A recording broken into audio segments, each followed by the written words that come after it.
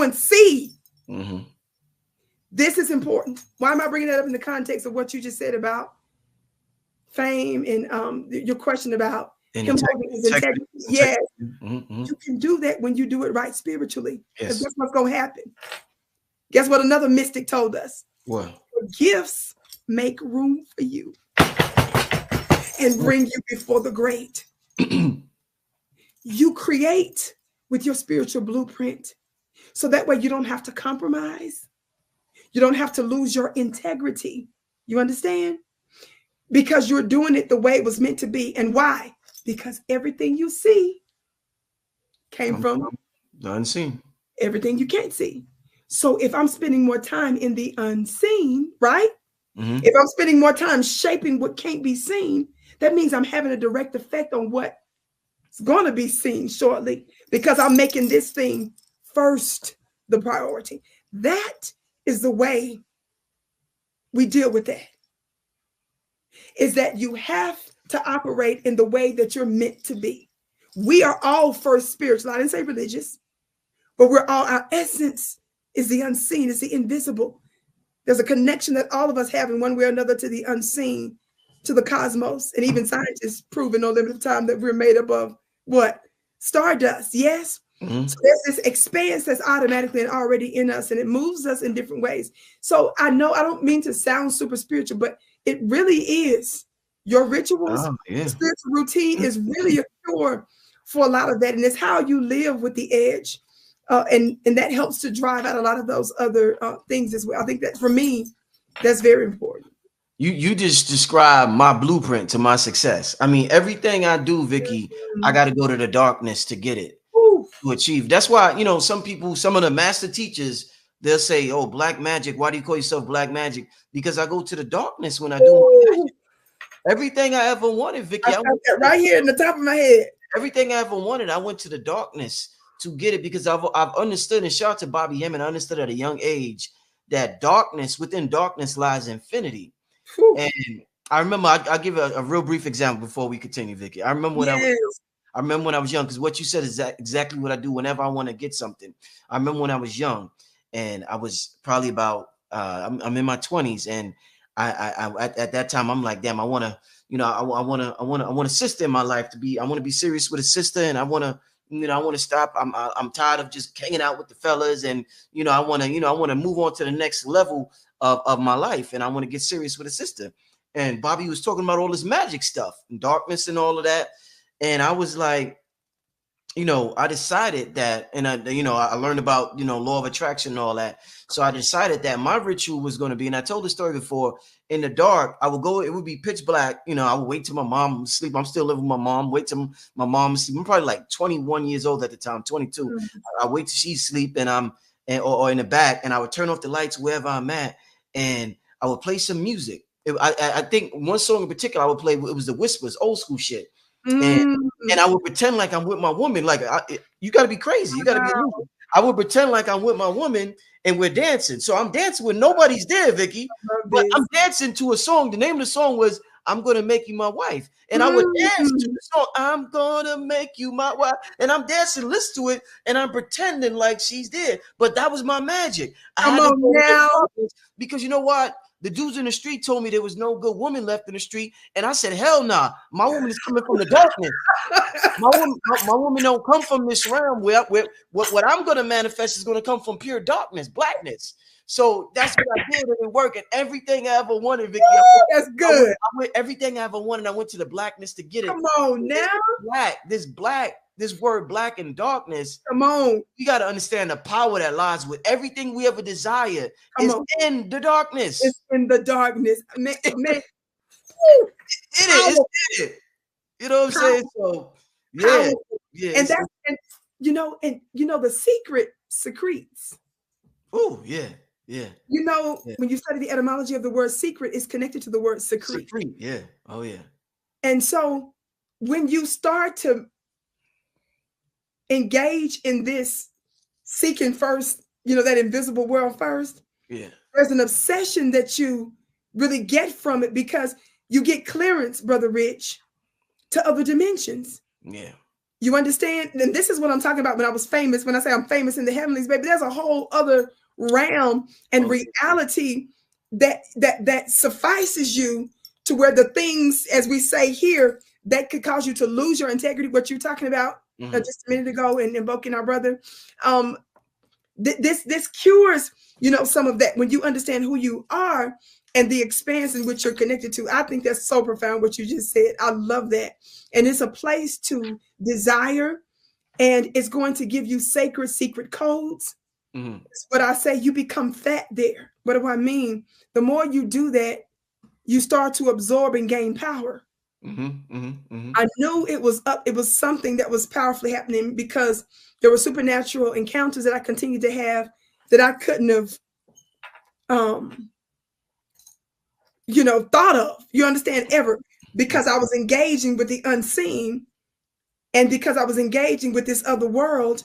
Not only did I experience certain divine courts, Brother Rich, and divine councils that I attended, but when you start to do that long enough, you don't start to see all these different entities and divinities greater than you.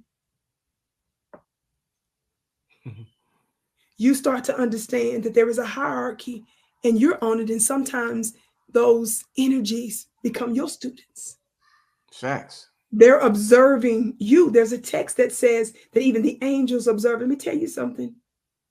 During one of my situations, I've shared this before. I won't give all the details, but enough of it. I was wide awake and they came down. They were wing to wing and they had legal pads in their hands. Writing what I was declaring, because I literally started to gavel in when I got the revelation 18, 19 years ago now about the divine court. And when I was doing my spiritual stuff, my petitions and prayers weren't for me, just me only. I was guided to deal with global, international, interdimensional stuff. And so these messengers that would help to accomplish those things that I decreed wanted me to know that I was legislating. And when they came, they had legal pads writing down to make sure they didn't miss anything. And they were taking minutes of the session I conducted. All rise. The Honorable Vicki Diller presiding. This is important. And I want to say this too, when we're talking about 2024, as you put in the title, Spiritual Revelations. You didn't specifically say this just now, but I need us to understand the stuff that we're seeing that's happening right now. For example, with South Africa, they filed a case against Israel in the highest UN court. There was some spiritual work I was doing concerning specifically the UN some months ago before this even took place. There's specific coverage I've been doing on South Africa for the past several months. These are things I was guided to do by the Spirit, but that's because Spirit was working something. You understand? My life and certain things that took place in the court, physical courts, there's a counter situation that happens in the ethers. You understand? Above your head. So a lot of the stuff that we're seeing take place, Brother Rich, right now in our world, when this whole notion of justice and stuff coming out, and we recognize the ending of one world and another world, this is spiritual legislation. You understand? Metaphysical legislation that's taking place. And some of us, when we're tapped in enough, we can actually be a part of that and engage in certain types of spiritual agreements, spiritual alliances in other dimensions to have an effect on this plane. Some of us dwell in the other realms, not because we're trying to be so heavenly bound, as they used to say, you're no earthly good. That's not why. It's because we're interdimensional, but there's resources and powers and energies that can be useful for the remaking of Earth. So our connection there is able, what we're absorbing when we're tapped into the spiritual world, we become that. And those energies are now what? More concentrated on Earth and anchoring into Earth. You see? And so we're actually participating in some call it the New World Project or whatever some of the names are. You're actually one of those particular ones that's been chosen to engage in those types of making of the world, because you're bringing down these different powers and energies. And that's another thing that we're seeing play out when we see the Cat Williams calling out folks, and you see folks upset about this and folks upset about. That's why I'm saying our edge is going to be our black magic, Brother Rich. And that's why your platform is so important, because this is one of the means of disseminating this consciousness. And of course, these words, these thoughts wrapped up in these words are what? Energies, because words are containers of power. Yes. And so that's what's important. And of course, words, spirit words, are not bound by time, space, or transportation. Oh, none of that. None of that. And it's how we reach some of the other dimensions. Sound, you understand? Mm-hmm. And so our goal, and this is what the divine feminine woman is real good at. Uh-oh. Come on, talk to him, Vicki. We embody, we're material makers, we're matter makers. In fact, when you look at the word mother, it's in the family of the word mater. M-A-T-E-R is where we get the word matter and material from. Mm-hmm. We're the conduit between the spiritual plane. We're the one that causes the divine to incarnate. Okay, the portal. The portal, yes. Yeah. That blackness, just like we talked about making stuff in the blackness of the womb, you see, the blackness of the earth, our secret time, it's the same with the womb of the woman. Mm-hmm. We attract divine souls and we're able to cause those things to develop and they live off of us. So this is not just something physical we have the power to do. You understand? We have a spiritual ability to manifest and to materialize businesses, ideas, justice, and some more stuff. That's I think, very, very important. There's one thing I noticed, Vicki. You know, I grew up without my father, but I noticed when my uncle would come around and my mother would inspire him when he was working and give him a pep talk and stuff like that. And he thrived off her pep talks. And I noticed at a young age that there's nothing like inspiration from a woman. Like when you because you know the men, we go out there, we want to conquer the world, we want to conquer this, we're always trying to conquer something. And there's nothing like a woman's inspiration. It's like this invisible force that'll take you to heights that you never imagined. So the magic and that divine feminine energy, that's some powerful shit right there. I love that. I noticed that young. I mean, my uncle would get pumped. He would come to New York, and my mother pump him up. He'd be like, "Yeah, I could do this, I could do that." Like he'd be hyped like a bug. That's all he needed. Pep talk from my mother. He's doing his thing. So that's right, and it's so important. I love that when some of the greatest success with associations and alliances, businesses, is when I'm in relationships with certain types of men when they are operating with respect to me as a feminine. They always get results. They always get ideas. They always have extreme success. When they're dealing with difficulty, they're shielded from all kinds of drama and all kinds of stuff. And that's a beautiful thing. So when you honor, that particular energy, it brings extraordinary success. I want to ask you this though, Vicki. I want to ask you this. We're talking about the divine feminine and the idea, and I'm glad to have you on here to ask you this. In the ability to manifest matter and to produce success and help men to produce a certain level of success. Cat Williams talked a lot about Black men wearing dresses and how he didn't want to wear a dress. He turned down several movie roles to wear a dress. Somebody he brought up is Medea. What's the guy's name? Tyler Perry. Yes. Made a whole career out of wearing dresses and dressing like women and acting like a woman. Yes. My question to you is, I think about that, and I think about the success of his franchise, and I think about there was something that Red Pill told me one time with a sister. He was a couple of sisters he interacted with, and they told him that, thinking about Tyler Perry and the dresses, they told him that they would occasionally watch gay porn, homosexual porn, because they wanted to see a man being dominated.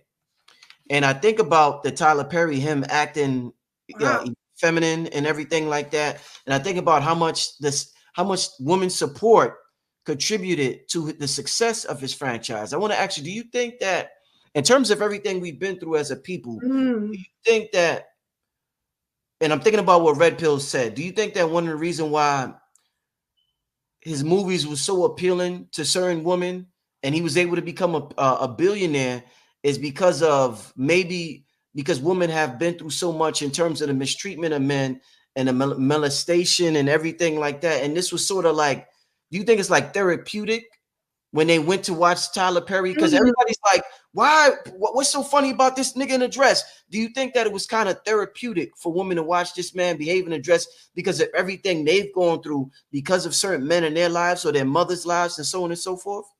Excellent question. No question that that's the case. Tyler Perry, like anyone, was channeling a particular energy. really co-opting a particular energy. And he saw the response in women. He saw the response that he got, and he was able to exploit that particular loophole, unfortunately. But he really leveled it up because the powers that shouldn't be found had their own agenda too. And so when you connect that agenda to what he's got going on, it amplifies, right? What he has happening. So we say the success that he has. I understand what you mean by the success that he has in terms of the acquiring of money, but in terms of being some type of important and necessary change, revolutionary, he fails, miserably when it comes to that. He fails miserably because when they had that, the global emergency, after not taking it, he was contacted by the hospital, and he decided, because he was prompted by them, to utilize his platform, for other purposes. We understand that when it comes down to other certain types of issues, especially political, they have to do with the masses. He makes sure that he has a very non-confrontational, don't want to offend them folks. When it comes down to a certain group of people that Minister Farrakhan is suing right now, you see that the Tyler Perrys are very careful not to ever, under any circumstance, not only offend them, but to defend some of the madness that we know proceeds from some certain types of communities. So he's an agent for the other side. And I said he channeled a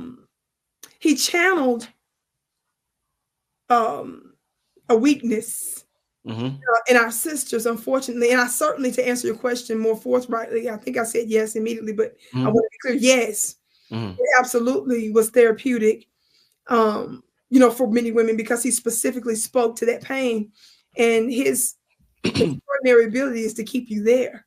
To keep you there. Woo. Yes. And so that's the part that was a disgust for me. My family will tell you, I have some family members that just absolutely just loved his stuff. And it was always, sort of this fight. And when I say fight, I didn't really argue with anyone, but I made it clear, this ain't I can't, I can't do him. And so it was just this particular energy. So when you're conscious enough, when you're spiritual enough, of course, it's an offense. When you're awake, you can see very clearly, but there's no question that was an exploitation of the pain of some of our sisters and his ability to keep us, in that particular place. And because of his ability to keep us in that place, that's a type of currency. He collects. Yes. Yeah. Wow. Unfortunately. And that's the reason why I know some people like to give him credit and say, well, he's done this and helped this and that. But none of that's ever mattered. I mean, if you're leading your people ultimately, and you're engaged in all types of agenda that's, ultimately against the well-being of your folks, I mean, we certainly can't consider that to be, in the real sense, success. So, indeed. I love the way you answer that, Vicki. Listen, I want to, we're about to wrap it up. I want to get to one question from somebody in the chat. But before we do that, Vicki, I know there was something you want to share. I know you got a lot going on. You do this, you got you do classes and stuff like that. Tell us what's going on. Yeah, please. My new mastermind school. Of course, this is not just one of my special webinars that I would do, like the one I did with Brother Rod recently on the Ancestors webinar. This one is going to be my monthly mastermind. It's called now the Vicki Dillard Mystery School. I am so excited, Brother Rich. The Vicki Dillard Mystery School. I'm asking for 12 months, the entirety of 2024. It's a very, very, very low cost to attend.